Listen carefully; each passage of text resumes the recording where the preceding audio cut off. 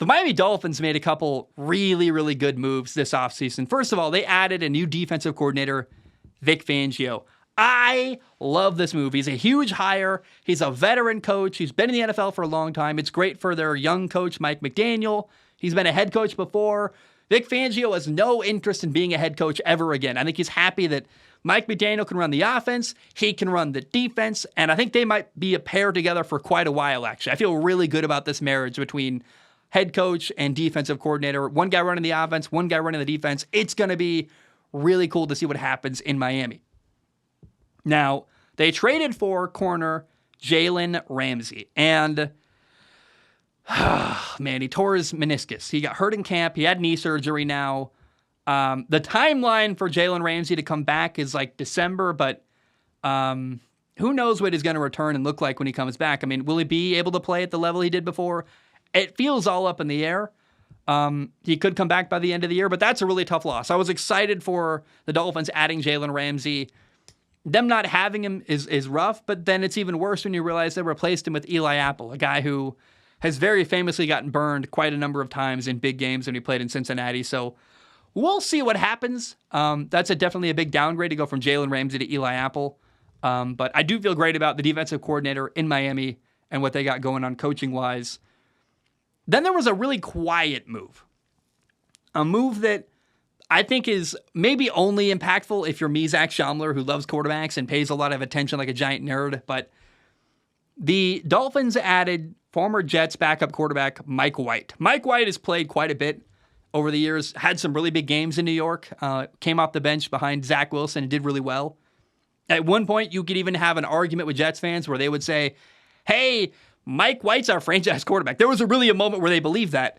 I think Mike White's really solid. He might need to play this year because, too, his history is one of getting hurt a lot. And I feel great about Mike White. If he has to play, Mike White throw into, Tyreek Hill and Jalen Waddle, that's a home run. I feel really good about that. So I think that's an awesome move. The Dolphins did lose their tight end Mike Gesicki this offseason. He went to New England. That's not awesome. And I worry about injuries in Miami. I feel like they're very vulnerable. First of all, their quarterback Tua, he's missed a number of games over the years recently. He's got to be smart.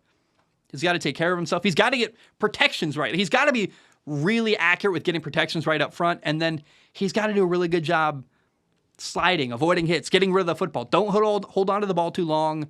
Slide and avoid hits, and then get your protections right up front. If he doesn't do that, he's going to put himself in harm's way again and risk getting hurt another time in his NFL career.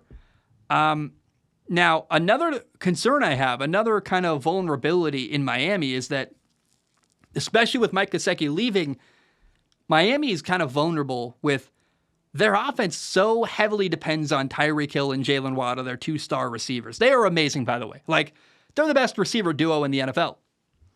Last year, they combined for over 3,000 yards receiving and 16 touchdowns. They're incredible. Tyreek Hill had 7 touchdown catches and a touchdown run, and then Jalen Waddle had 8 touchdown catches. These guys are incredible. But if one guy goes down between Tyreek Hill or Jalen Waddle, you could actually argue that's a bigger concern than if Tua gets hurt. That's kind of a weird thing to say, but I think Mike White, the backup quarterback, could come in and play pretty well. You're not replacing Tyreek Hill. You're not replacing Jalen Waddle. They are, I think, arguably the most valuable players in Miami. They are so heavily dependent on them, and if they get hurt or banged up or aren't at 100%, that's going to be a problem with Miami's offense. That is a bit scary to me. It's likely going to be running back by committee in Miami. I think we're going to see all 4 running backs contributing. They've got Raheem Mostert, Jeff Wilson Jr., who I really like, Devin A-Chain from Texas A&M, best name ever, by the way. A-Chain, it's a cool last name. And then Myles Gaskin, formerly played at University of Washington and watched him live a couple times up in the Northwest. It's kind of a cool experiment at running back in Miami. They've got 4 running backs for pretty cheap. They're paying $6 million for all 4 guys total. Not $6 million each, but $6 million divided by 4 people. That's a really cheap and efficient way to get running back production if the running game is good, and they are high-level producers. But that's another concern. They're really heavily reliant on Tyreek Hill and Jalen Waddle. We don't know if they're going to have a good running game.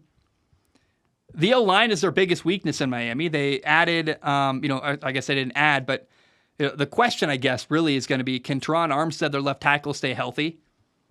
The right tackle, Austin Jackson, was a 2020 first-round pick. He needs to prove himself to me this fall. I'm a bit suspect of him. And I'm not sure how their struggles on the offensive line could impact their ability to run the football. So there's a lot of question marks going on in Miami in the offensive side of the football. They're loaded at receiver, though, and that's going to help their offensive line, I think, because you can have great matchups outside. You're going to win a lot of matchups and get the ball quickly out of Tua's hands. You know, you've got, on top of Jalen Waddle and Tyreek Hill, they also have Braxton Berrios, Cedric Wilson, River Craycraft, the guy formerly known as Robbie Anderson. His real name now is Chosen Anderson, which I hate that I even said that out loud. It's a douchey name. I'm sorry. I'm not very often that blunt about it, but why would you change your name to Chosen Anderson? I try to be respectful. I try to be understanding. That's a weird one that I'll never quite understand. Although, hey, I'm an empathetic guy. I'd love to meet Chosen Anderson, shake his hand, and be like, why did you change your name? What's the story there? And maybe that's something I should look up and try to understand. But I think they're a great receiving core. You know, Braxton Berrios is awesome and really underrated. Good return man, too. Maybe they don't need a tight end Mike Gesicki. Maybe they'll be fine. They'll run like an air raid offense, basically. But I think having good matchups outside with receivers beating corners, that helps you get rid of the ball quickly and takes the pressure off of your offensive line. But it's on Tua to get rid of the ball quickly. You can't hold on to the ball like he's done in the past. That's been a problem in Miami recently. I love Miami's defense, man. They've got, defensive coordinator Vic Fangio is a genius in my opinion. They've got good players too. Xavier Howard and Javon Holland in the secondary. The pass rush is awesome. Christian Wilkins, Emmanuel Ogbah, Raekwon Davis, Bradley Chubb, Jalen Phillips. I mean, it goes on and on. I feel really good about what they've got getting after the quarterback. Bradley Chubb's kind of got to prove himself. He got a massive contract, and you could argue under-delivered last fall. But another thing you got to say is that when Dolphins quarterback Tua is at his very best, I mean, he is really good. For all the things I say about him getting hurt, I worry about him being available, literally. But when Tua plays, he's phenomenal. I mean, he had go watch the Baltimore game week 2 last year. He had 6 touchdown passes. He was unstoppable. It was incredible. And I think Tua could be an even better quarterback this fall. He's really accurate. He's got great timing. He knows the system really well. But Tua, you got to stay healthy, man. You got to stay on the football field. You got to be available. So I have Miami going 11-6 this fall. They are a borderline playoff team. They're right on the cusp. It could go either way, in my opinion. Losing Jalen Ramsey, him getting injured, that hurts. Do they need a tight end Mike Gesicki? Maybe not, because the receiving core is loaded. For all the fun I have joking about Chosen Anderson, he's really fast. He's been burning people in training camp. Go watch him against Atlanta. And some of the videos coming out of their joint practices, you're like, hey, Chosen Anderson. I hate that name. I will always hate that name. I want to meet him and ask him about it. That's insane. What's happening there? However, he's really good. He's a good football player. I don't understand his name, but maybe it's a thing I just don't get. So I believe Miami's going to be better. I think they're a bit vulnerable to injuries. I've got questions about the offensive line. I'm worried Tua's not going to stay healthy, but one thing I like about Miami, I think once the Jets get going, the Jets are a better, more complete football team than Miami's going to be. Like on paper, measuring it, if it was Madden, the Jets are a better team than the Dolphins. However, the Jets have way more changes going on. A new offensive system, a lot of new players. I think Miami's going to come out of the gate stronger than the Jets. And so I think week 18, the Jets are a better football team than Miami, but it may not matter if the Jets can't get going early on. So I have Miami going 11-6. The AFC East is absolutely loaded, and it's going to be very interesting, man. What's going to happen in that division? Who's going to come out on top? I don't know. Frankly, I think all 4 teams in the AFC East have a shot, but Miami's not a team to count out. They're a borderline playoff team, but that's why I have them going 11-6 this